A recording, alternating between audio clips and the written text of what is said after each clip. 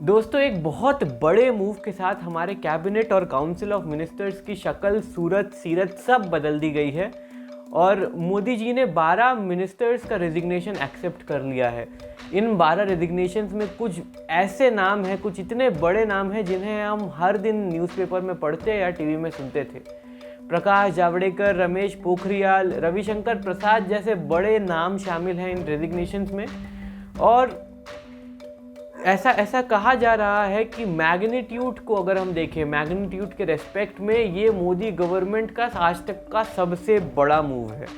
कई लोग इस मूव को मास्टर स्ट्रोक कह रहे हैं, जैसे हमेशा कहते हैं। कुछ लोग कह रहे हैं कि ये जो मूव है ये बस एक डिस्ट्रैक्शन है इंडिया की कंडीशन, भारत की कंडीशन से लोगों का ध्यान हटाने के लिए। कुछ लोग इस मूव को क्रिटिसाइज़ करते हुए ये कह रहे हैं कि मोदी जी ने जो पैंडमिक ख़राब तरीके से हैंडल किया गया उसका सारा ब्लेम मिनिस्टर्स पर डाल दिया, जबकि जिम्मेदारी उनकी भी बराबर बनती थी।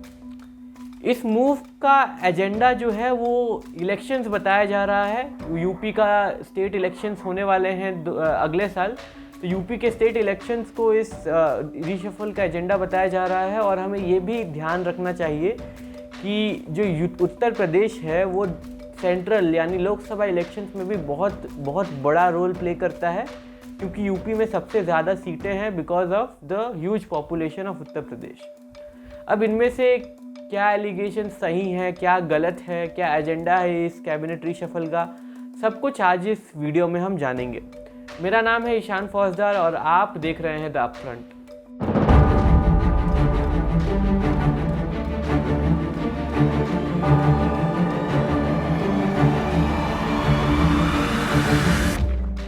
सबसे पहले हम काउंसिल ऑफ मिनिस्टर्स जो है उसका पूरा स्ट्रक्चर समझ लेते हैं, क्योंकि इस बात में काफ़ी कन्फ्यूजन हो सकती है कि एक्सपेंशन किसका हुआ है, काउंसिल ऑफ मिनिस्टर्स का एक्सपेंशन हुआ है या कैबिनेट मिनिस्टर्स का एक्सपेंशन हुआ है। तो काउंसिल ऑफ मिनिस्टर्स और कैबिनेट मिनिस्टर्स में एक कन्फ्यूजन रहता है, जिसे दूर कर लेना जायज़ है। तो पहली बात यह है कि जब भी कोई पार्टी सेंटर में आती है तो उसके सारे मेंबर चुनकर जो पार्लियामेंट में आते हैं वो सारे के सारे मेंबर काउंसिल ऑफ मिनिस्टर नहीं होते। जैसे कि मान लेते हैं कि बीजेपी जो है वो चुनकर सेंटर में आई। अब बीजेपी मान लेते हैं कि 300 सीट जीते बीजेपी ने। अब ये जो 300 बीजेपी के मेंबर चुनकर पार्लियामेंट में आए, इन 300 मेंबर्स को हम मेंबर ऑफ पार्लियामेंट कहेंगे, एमपी कहेंगे। और ऐसे ही जब हम स्टेट असेंबली की बात करते हैं तो जो भी लोग चुनकर स्टेट असेंबलीज में जाते हैं उन्हें हम एमएलएस कहते हैं, मेंबर्स ऑफ लेजिस्लेटिव असेंबली। इन सभी को, एमपीज को, एमएलएस को हम साथ में मिनिस्टर कह देते हैं। अब मान लेते हैं कि बीजेपी के 300 एमपीज चुन के लोकसभा में आए। अब ये 300 एमपीज में से एक प्राइम मिनिस्टर बनेगा और प्राइम मिनिस्टर फिर एक अपना काउंसिल ऑफ मिनिस्टर बनाता है। अब इस काउंसिल ऑफ मिनिस्टर में दो तरह के मिनिस्टर्स होते हैं, कैबिनेट मिनिस्टर्स और मिनिस्टर्स ऑफ स्टेट। अब जो कैबिनेट मिनिस्टर्स होते हैं वो मिनिस्टर ऑफ स्टेट का से ऊंचे होते हैं, क्योंकि कैबिनेट मिनिस्टर्स को ही सारी बाकी मिनिस्ट्रीज का बाकी बागडोर संभालने को दे दी जाती है। हम जितने भी ये सब सुनते हैं कि लॉ मिनिस्टर हुआ, finance minister, external affairs minister, ये सारे जो मिनिस्ट्रीज़ के मिनिस्टर्स होते हैं ये सारे कैबिनेट के पोस्ट्स होते हैं। और जैसे हेल्थ मिनिस्टर है तो हेल्थ मिनिस्टर के अंडर काम करता है हेल्थ मिनिस्टर ऑफ स्टेट, और जिसे हम कभी कभी जूनियर हेल्थ मिनिस्टर भी कह देते हैं। तो ये हुआ कैबिनेट और मिनिस्टर्स ऑफ स्टेट का डिफरेंस, और कैबिनेट और मिनिस्टर्स ऑफ स्टेट मिलके पूरा काउंसिल ऑफ मिनिस्टर्स बनाते हैं। यह है पूरा का पूरा स्ट्रक्चर। अब जब हम काउंसिल का स्ट्रक्चर समझ चुके हैं तो हम बीजेपी के काउंसिल रीशफलिंग या काउंसिल एक्सपेंशन की बात कर सकते हैं। पूरा मीडिया आपको कैबिनेट एक्सपेंशन या कैबिनेट रीशफलिंग यूज़ करता हुआ मिलेगा, लेकिन कैबिनेट जो होती है वो, जैसा मैंने आपको समझाया, काउंसिल का ही पार्ट होती है। इसीलिए काउंसिल एक्सपेंशन या काउंसिल रीशफलिंग कहना ज़्यादा ठीक होगा। साथ ही साथ हमें ये भी जानने की ज़रूरत है कि सिर्फ कैबिनेट ऑफ मिनिस्टर्स में ही बदलाव नहीं आए हैं, मिनिस्टर्स ऑफ स्टेट के नंबर्स में भी बदलाव आए हैं, उन्हें भी बढ़ाया गया है, उनमें भी रीशफलिंग हुई है। तो पूरे काउंसिल में एक्चुअली रीशफलिंग हुई है, सिर्फ कैबिनेट में नहीं। अगर हम नंबर्स की बात करें तो जो पूरी कैबिनेट की स्ट्रेंथ थी वो 53 से बढ़कर 77 हो चुकी है, जो 1990 के बाद से आज तक की सबसे बड़ी कैबिनेट काउंसिल है। कैबिनेट मिनिस्टर्स की संख्या 21 से बढ़कर 30 कर दी गई है और जो मिनिस्टर्स ऑफ स्टेट्स थे उनकी संख्या 32 से बढ़ाकर 47 कर दी गई है। तो आप जैसा कि देख रहे हैं पूरा काउंसिल बढ़ा है। और काउंसिल के बारे में एक इंटरेस्टिंग बात और जानने वाली ये है कि एक काउंसिल ऑफ मिनिस्टर्स का मैक्सिमम साइज़ 80 हो सकता है, 80। और मनमोहन सिंह साहब के 2 टर्म्स में और उसके पहले वाजपेयी साहब के 2 टर्म्स में कैबिनेट अपने पूरे कैपेसिटी में थी। 80 मिनिस्टर्स थे काउंसिल में, कैबिनेट में नहीं, काउंसिल में। अब अगर हम इंडिविजुअल मिनिस्टर्स की बात करें, इंडिविजुअली बड़े रेजिग्नेशंस की बात करें, तो पहले 2 नाम आते हैं हमारे former IT and law minister Ravishankar Prasad का और हमारे former health minister doctor Harshvardhan का। अब ऐसा कहा जा रहा है कि इन दोनों का रेजिग्नेशन इनकी बुरी परफॉर्मेंस की वजह से ले लिया गया, लेकिन हम बारी बारी इनकी बात करते हैं। पहले हम बात करते हैं डॉक्टर हर्षवर्धन की, जो कि हमारे फॉर्मर हेल्थ मिनिस्टर थे। अब आज तक ये बात बिल्कुल साफ हो चुकी है कि मोदी सरकार ने कोविड के सेकेंड वेव को बहुत ही बुरी तरह हैंडल किया, काफ़ी जाने गई मिसमैनेजमेंट की वजह से।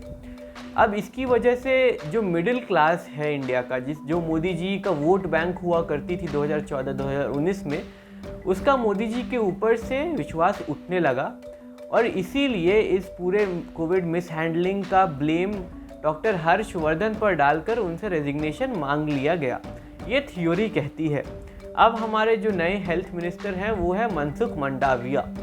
अब ये जो थ्योरी है, इस पे सरकार पे एलिगेशंस ये लग रहे हैं कि मोदी जी जो हैं वो जब भी कोई सक्सेस होता है तो उसका क्रेडिट खुद ले लेते हैं और जब भी कोई फेलियर होता है तो उसका ब्लेम मिनिस्टर्स पर डाल देते हैं, टीम पर डाल देते हैं। अब इस एटीट्यूड को हम इंडिविजुअलिस्टिक एटीट्यूड कहते हैं। साइकोलॉजी में एक स्टडी होती है जिसमें हम पढ़ते हैं कि कैसे कोई भी कल्चर किसी के एटीट्यूड को अफेक्ट करता है, और कल्चर्स में ब्रॉडली हम 2 कल्चर्स को स्टडी करते हैं, कलेक्टिविस्टिक कल्चर और इंडिविजुअलिस्टिक कल्चर। अब अमेरिका जो है, अमेरिका की सोसाइटी इंडिविजुअलिस्टिक है, यानी वहाँ के लोग खुद पे यानी अपने इंडिविजुअल राइट्स पे ज़्यादा ध्यान देते हैं, सोसाइटी पे कम। उनको सोसाइटी से ज़्यादा मतलब नहीं होता, उनको टीम वर्क से ज़्यादा मतलब नहीं होता, वो खुद को सोसाइटी के ऊपर रखते हैं, खुद के बारे में पहले सोचते हैं, सोसाइटी के बारे में बाद में। पर इंडिया को हम कहते हैं कि इंडिया की सोसाइटी जो है वो कलेक्टिविस्टिक है, यानी हम सोसाइटी के बारे में पहले सोचते हैं, टीम के बारे में पहले सोचते हैं, उसके बाद अपने बारे में सोचते हैं। वो जो ताना है कि लोग क्या कहेंगे, वो इसी कलेक्टिविस्टिक कल्चर से ही निकलता है। पर इंडिया के इस कलेक्टिविस्टिक सोसाइटल कल्चर की एक अच्छी बात यह है कि डॉक्टर APJ अब्दुल कलाम जैसे लोग जब भी कोई सक्सेस होता था तो उस सक्सेस को टीम को दे देते थे, टीम को क्रेडिट कर देते थे, और जब भी कोई फेलियर होता था तो खुद आगे आकर उस फेलियर का ब्लेम लेते थे। ऐसे थे APJ अब्दुल कलाम और ये थी इंडिया की कलेक्टिविस्टिक सोसाइटी। पर मोदी जी इसका बिल्कुल उल्टा कर रहे हैं, सक्सेस खुद ले लेते हैं और फेलियर टीम को दे देते हैं। तो मोदी जी का जो एटीट्यूड है वो कहीं ना कहीं इंडिविजुअलिस्टिक दिखता है, कहीं ना कहीं अमेरिका जैसा दिखता है। खैर, हम नेक्स्ट बात कर रहे हैं हमारे फॉर्मर IT और लॉ मिनिस्टर रविशंकर प्रसाद की। अब रविशंकर प्रसाद साहब ने पहले तो IT रूल्स लाए, जिसके बाद बहुत बवाल हुआ। ये बड़े बड़े कंपनीज़, सोशल मीडिया कंपनीज जैसे फेसबुक, व्हाट्सएप, ट्विटर, इन सब से इनकी खूब जोर शोर से लड़ाई हुई, और ट्विटर से जो है इनकी लड़ाई चली ही आ रही है, बहुत दिन से चल ही रही है। अभी कुछ हफ्ते पहले ये ट्विटर से फिर भिड़ गए, क्योंकि इनका कहना था कि ट्विटर ने जो है इनका अकाउंट इन्हें बिना नोटिस दिए ब्लॉक कर दिया। लेकिन ट्विटर का स्टेटमेंट आया कि ट्विटर ने इनका अकाउंट कॉपीराइट इन्फ्रिंजमेंट की वजह से ब्लॉक किया और इन्हें पहले नोटिस देकर ब्लॉक किया। खैर, इन लड़ाइयों और अन्य काफ़ी लड़ाइयों के कारण सोशल मीडिया पे बीजेपी का नाम खराब हो रहा था, और हमें ये याद रखना चाहिए कि सोशल मीडिया के बल पर ही बीजेपी पावर में आया था। खूब कैंपेनिंग हुई थी सोशल मीडिया पे बीजेपी के 2019 के इलेक्शंस के समय। तो जब सोशल मीडिया पे बीजेपी का नाम खराब हो रहा था, तो इससे बचने के लिए ऐसा कहा जा रहा है कि रविशंकर प्रसाद साहब का रेजिग्नेशन मांग लिया गया। अब हमारे नए IT मिनिस्टर हैं अश्विनी वैष्णव, और अश्विनी वैष्णव काफ़ी चर्चे में है क्योंकि ये माना जा रहा है कि इस पूरे काउंसिल में सबसे ज़्यादा क्वालिफाइड और एजुकेटेड इंसान है। अश्विनी वैष्णव एक फॉर्मर IAS ऑफिसर हैं और साथ ही साथ IIT एलुमनाई भी हैं और इसी बहुत अच्छे क्वालिफिकेशंस की वजह से ऐसा लगता है कि उन्हें IT मिनिस्ट्री के साथ साथ रेलवे मिनिस्ट्री भी दे दी गई है। इसके पहले रेलवे मिनिस्ट्री पीयूष गोयल के पास थी, पर पीयूष गोयल के पास अभी भी 3 मिनिस्ट्रीज़ हैं। अगर परफॉर्मेंस पे बेसिस पर रेजिग्नेशंस लिए गए तो एक सवाल ये उठता है कि निर्मला सीतारमण अभी भी कैबिनेट में क्यों है, क्योंकि निर्मला सीतारमण के अंडर ही भारत ने -23.9% GDP ड्रॉप टच किया, जिस पे हम एक पूरा वीडियो बना चुके हैं। निर्मला सीतारमण के अंडर भारत की जो इकोनॉमी है वो ऑफिशियली रिसेशन में गई और निर्मला सीतारमण के ही अंडर भारत का जो GDP ग्रोथ है वो क्वार्टर बाय क्वार्टर नीचे आया। तो इतनी बुरी इकोनॉमिक परफॉर्मेंस के बाद भी निर्मला सीतारमण कैबिनेट में क्यों है, उनका रेजिग्नेशन क्यों नहीं लिया गया। ये भी नहीं समझ आता कि रमेश पोखरियाल का रेजिग्नेशन क्यों मांग लिया गया, क्योंकि रमेश पोखरियाल ने नया NEP इंट्रोड्यूस किया था जो कि बहुत प्रोग्रेसिव था, बहुत अच्छा था। ये भी समझ में नहीं आता कि नितिन गडकरी से MSME की मिनिस्ट्री क्यों ले ली गई, क्योंकि नितिन गडकरी को एक बहुत ही रिस्पॉन्सिबल और अकाउंटेबल मिनिस्टर कहा जाता है, समझा जाता है। इन सारे रेजिग्नेशंस को देखकर ऐसा भी कहा जा रहा है कि जो मिनिस्टर्स लाइमलाइट में आते हैं, ज़्यादा मीडिया में आते हैं, उन्हें मोदी जी पसंद नहीं करते। मोदी जी को ऐसे मिनिस्टर चाहिए जो चुपचाप उनका काम करे, चुपचाप जो उन्हें दिया जाए वो करे और ज़्यादा लाइमलाइट में ना आए, ज़्यादा बातें ना करे। और अब तक ये साफ़ हो चुका है, हमें साफ पता चल चुका है जो पॉलिसीज़ हैं वो मिनिस्ट्रीज़ में नहीं बनती, वो डिस्कस होकर पॉलिसीज़ नहीं बनाई जाती। पॉलिसीज़ जो होती हैं वो PMO से बनकर आती हैं और मिनिस्ट्रीज़ का काम होता है सिर्फ उन्हें इम्प्लीमेंट करना, और ऐसा ही चल रहा है हमारी सरकार में।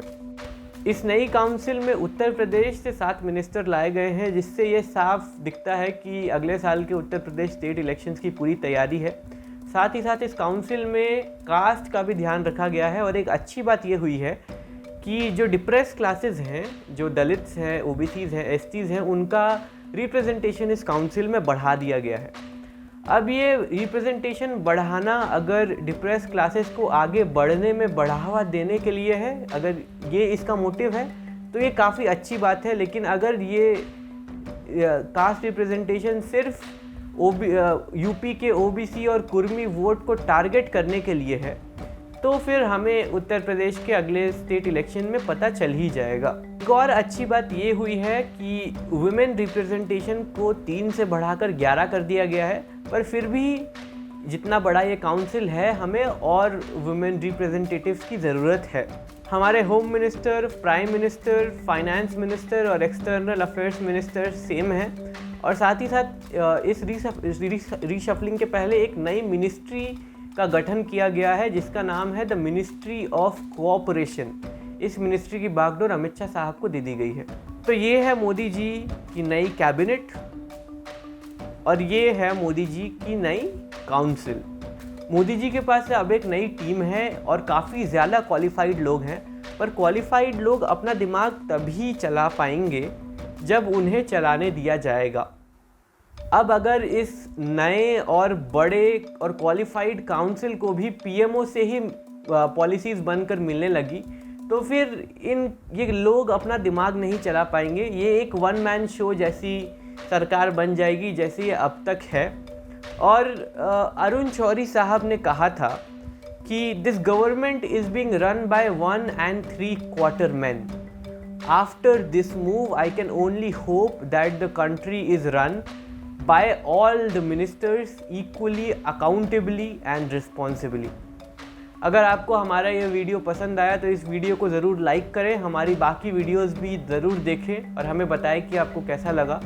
उस सब्सक्राइब बटन को ज़रूर दबा दें और बेल आइकन को भी ज़रूर दबा दें ताकि आपको रेगुलर अपडेट्स मिले जब भी हम कोई नया वीडियो अपलोड करें। धन्यवाद दोस्तों।